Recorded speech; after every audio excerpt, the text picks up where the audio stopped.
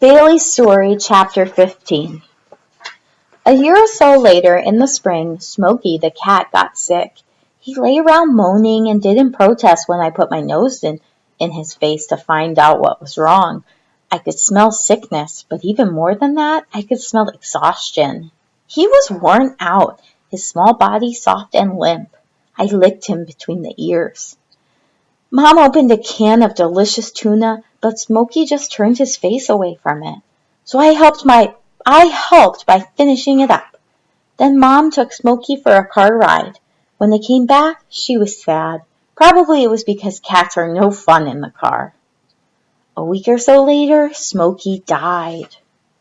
After dinner, the family went into the backyard, where Ethan had dug a big hole. I helped, of course. They wrapped Smokey's body in a blanket and covered it with dirt.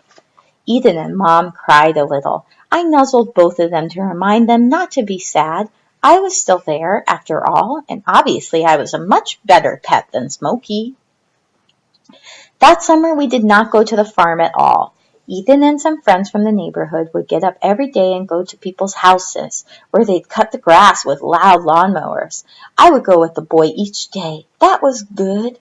But he always tied my leash to a tree while he worked, and that wasn't so fun.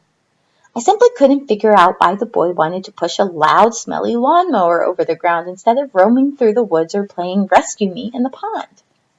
When school started again, there were more changes. Mom would get home before Ethan did and come to let me in. The boy would arrive late, just before dinner, smelling of dirt, sweat, and grass. On some nights, we'd all pile into the car and go to a big yard where Ethan would play chase and fetch on a wide lawn with a lot of other boys. "Hey, Bailey, want to come to the football game?" Ethan would ask. One very odd thing about this game was that a lot of people would sit or stand around, and they'd all yell and scream for no reason at all. It was confusing, but the tide of excitement that swept up from all those people made me wag frantically and tug at my leash. The first time I went to one of the games, I spotted Ethan jumping up to grab a ball in mid-air. Another boy grabbed him, and they both rolled on the grass. As quick as I could, I leaped forward, and my leash slipped out of my mom's hands. "Bailey!" she shouted. I dodged around a group of girls, jumped over a family sitting on the ground, and tore into the big lawn to play with my boy. The ball had rolled out of Ethan's hands when he'd hit the ground. I grabbed it. It tasted a lot like the flip. Yuck! It was big for my mouth, but when I got my teeth into it pretty good, it sank down to a better size.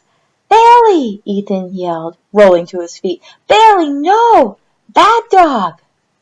But he couldn't really have meant that I was a bad dog, because he was laughing. I danced away with the ball in my mouth. And when some of the other boys tried to get it back, we had a fantastic game of "This ball is mine," all up and down the big lawn. Finally, Ethan stopped laughing and called to me as if he really meant it. I raced up to him, panting, and dropped the ball at his feet, waiting for him to throw it again so we could play some more. "Doodle dog, Bailey," he told me. Mom came running to the lawn to take my leash again. And then, for some reason, she pulled me back to the side before Ethan could throw the ball. "Bailey, you're a bad dog," she said. But I could tell that she didn't mean it either. She was trying hard not to laugh. She did keep a firm grip on my leash all the rest of the game, which wasn't fair. Why did the boys get to play and not me? Chelsea's puppy, Duchess, grew up and learned how to behave, and we became good friends. When it snowed, Ethan and I went sledding. When the snow melted, we went for walks and played fetch. A couple of times the boy pulled the flip out of the closet and stared at it. Each time, I tried to make myself very small and quiet so he wouldn't think of making me fetch that thing. Then he'd put the flip away with a sigh, and I thumped my tail on the floor, relieved. The next summer was another one where Ethan wanted to push lawnmowers rather than go to the farm. Such a shame. And when the weather turned cold again, there was more football. I never got to play again, though. Sometimes I'd whine a little with frustration when I could smell Ethan in the midst of those running, wrestling boys, but I wasn't allowed to run and wrestle with him. Mom would stroke my head, and I could feel that she understood. One wonderful new thing almost made up for the football. Ethan started to take his own car rides. Most times he would take me with him, and I'd get to be a front seat dog. I'd stand with my nose out the window, drinking in the fascinating rush of scents as he drove down the road. When summer came around again, Ethan took both me and Mom on a car ride to the farm. At last! Flair pretended not to recognize me, and I couldn't tell for sure if the ducks and ducklings down by the pond were a different set or the same ones from last time. But nothing else had changed at all. I sniffed for the skunk in the woods, checked out what Grandma was cooking in the kitchen, and leaped into the pond, coming back to shake myself all over the family who were sitting on the front porch. Nearly every day, Ethan would work with Grandpa and some other men, hammering and sawing boards. At first, I thought he must be building another go-kart, but after a while, I figured out that they were putting together a new barn right next to the old one, which had a big hole in the roof. Hammering and sawing were not very interesting, so every day I kept an eye out for anything else that might be going on. That meant I was the first one to spot the woman coming up the driveway. I ran down, ready to bark if I needed to. When I got close enough, I recognized her smell. It was the girl, Hannah. She was almost all grown up. "Hi there, Bailey," she rubbed behind my ears. She was still very good at that. "Did you miss me? Good boy." Ethan was coming out of the old barn with a board in his hands. He stopped. "Oh, hi, Hannah? Hi, Ethan." Grandpa and the other men were grinning at each other. Ethan looked over his shoulder at them, and his cheeks turned hot. Then he set down his board and came over to where Hannah and I were standing. "So, hi," he said again. "Hi." They looked away from each other. Hannah stopped scratching. I gave her hand a little nudge with my nose to remind her that the job was not finished. "Come on in the house," Ethan said. For the rest of that summer, whenever I went for a car ride with Ethan, I noticed that the front seat of the car smelled like Hannah. In fact, sometimes Ethan smelled like Hannah. That was probably because they liked to sit very close together when they could. One time I took a little nap on the rug while they were sitting right next to each other on the couch. Suddenly, the excitement and alarm pouring out of both of them jerked me awake. I jumped up, looking around to see what the matter was.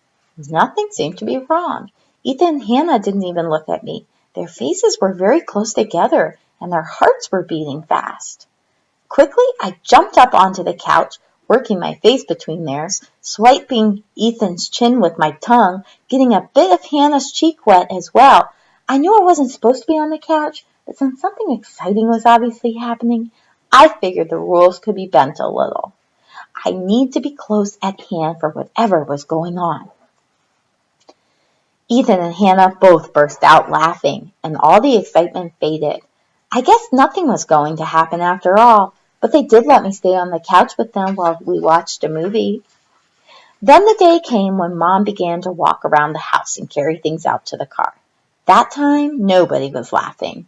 There was a smell of new paint in the air from the barn. The girl came over, and she and Ethan walked down to the pond and sat on the dock, dangling their feet over the water, and they talked and talked and talked. They didn't throw sticks or swim or do anything fun. I barked a bit at the ducks.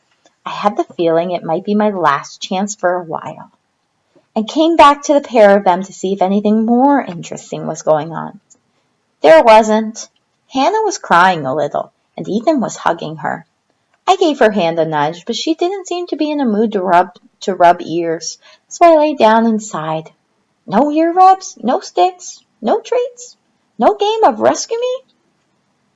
There was more hugging at the car, then we drove away, Ethan honking as we went.